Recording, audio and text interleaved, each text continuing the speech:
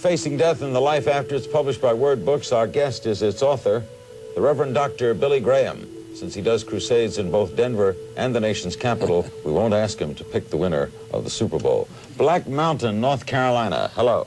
Hello, Larry. Good evening, Dr. Graham. We've all been in situations before and saw something funny, but we couldn't laugh. Has the same thing ever happened to you, maybe when you were with a president or a world leader? That I couldn't laugh? Was that? I don't understand the question, sir. Well, sometimes you can be in church and you can see something funny happening, and it's a serious situation. Have you had funny things happen to you? Oh, absolutely, all the time. As a matter of fact, I hope and I think I have a good sense of humor, and I do laugh a lot. And there are things, and the thing that when I was a boy, I could laugh at almost anything in church. Any little thing would tickle you, you know. You mean you were a little ornery? A little ornery, in the church especially. Augusta, hello. Hello, Larry and Reverend Graham.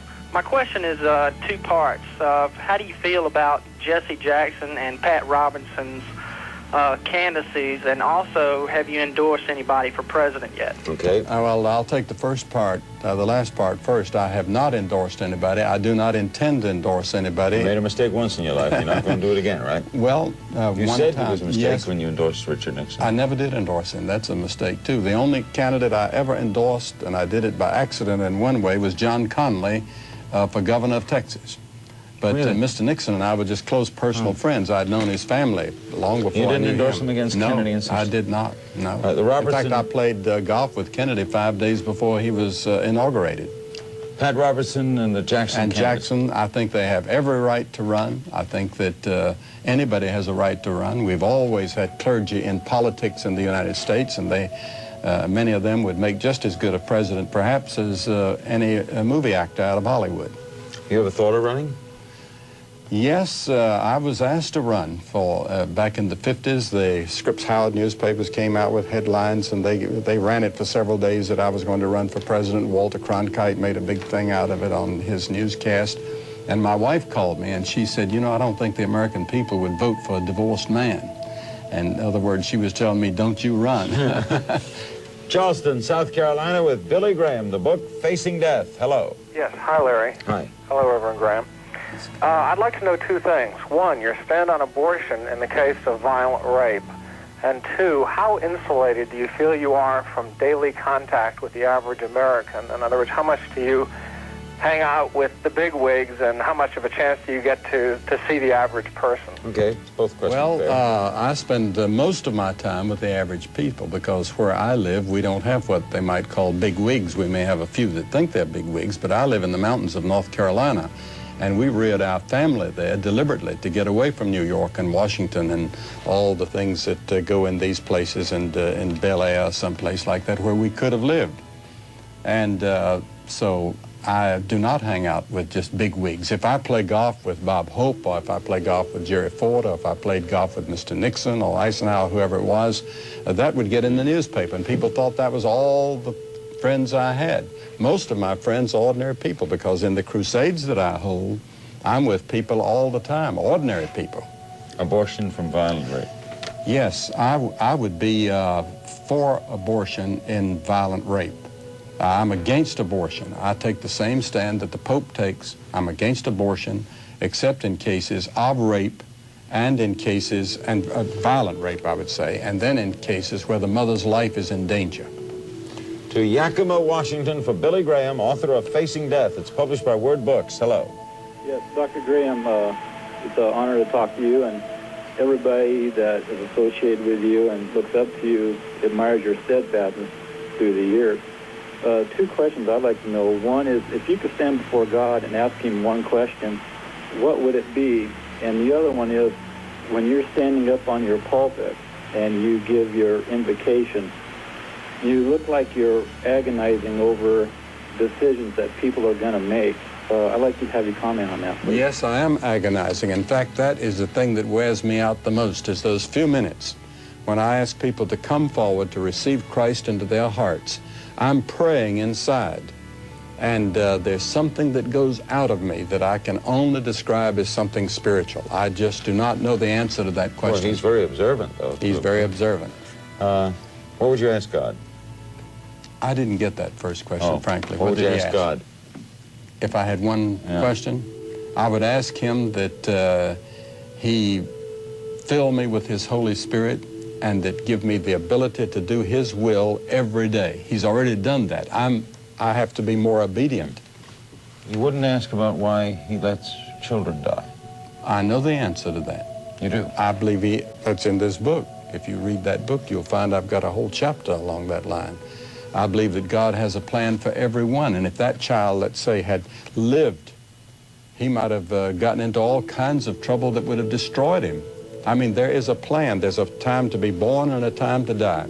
And John Trapp, a great theologian many centuries ago, said that if I had a time to die, I would want to die the exact moment God wants me to die, whether it's young or whether it's old or whatever the condition is. A rabbi wrote a hit book 3 years ago called Why Do Bad Things Happen to Good People? Does that ever worry you? No, it doesn't, because I believe that God is in charge. He's sovereign. He's not going to let anything happen to me that hasn't been planned for my good. God is a good God. He let Hitler happen. He let Hitler happen for a purpose, perhaps, and I don't even know the purpose. Maybe it was to bring some judgment upon the world, or maybe it was like he said, Cyrus. Not the state of Israel, I don't maybe think. it was for the purpose of performing this. Well, you know, no Hitler, three times in the book of Jeremiah, he says, Nebuchadnezzar, my servant. Nebuchadnezzar was the king of the most pagan empire in the world at that time. But God was using him in a way that the people of that day didn't understand. And there was a man that was his prime minister by the name of Daniel the prophet. And there was another great prophet by the name of Ezekiel who was working down on the river. He thought Daniel probably was a collaborator. He thought Daniel was compromising to be up there with the emperor as his prime minister. But he wasn't. He was in God's plan. God had each one of them in different places at the same time doing his work. You never waver in your faith? No. Billy Graham, the book Facing Death. Back with a few more phone calls. First, these words. With Billy Graham, a few more calls we'll get in. I would imagine the toughest part of ministry is visiting someone who's dying in a hospital. It's a tough part, but it's a glorious part. When you go in and see someone who you know is terminally ill, who you know is going to die, and they are believers, it's a happy, wonderful experience. If you go in and see someone who's not a believer, then that's the tough part, because he's so unhappy and sometimes almost screaming. Lakeland, Florida, hello.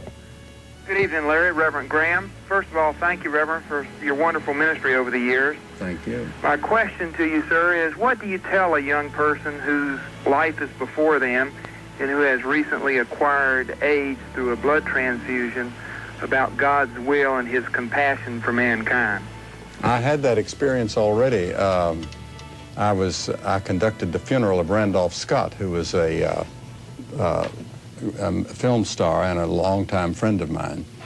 And there was a man that had AIDS that was one of the nurses taking care of him, and he had just found out that he didn't have more than maybe 6 to 8 weeks.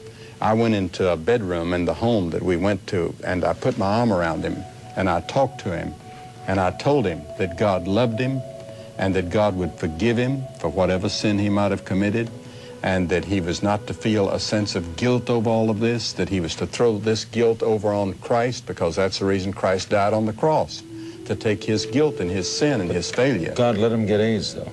God let him get AIDS, and God is letting thousands get AIDS, and that the whole human race may be destroyed by AIDS before it's over. I was listening to the reports from London tonight on the conference they're having. And the new virus, maybe. There's a new strain in the HIV. One more call for Billy Graham. Charleston, South Carolina. The book is Facing Death. Hello. Hello, Larry. Yes. Good evening. Good evening, Dr. Graham. Good evening. How do you feel about the stories of persons who claim to have seen either heaven or hell during clinical death? Yeah. We recently did a show on that. Yes, I think that there are people. I remember my mother or I remember my grandmother.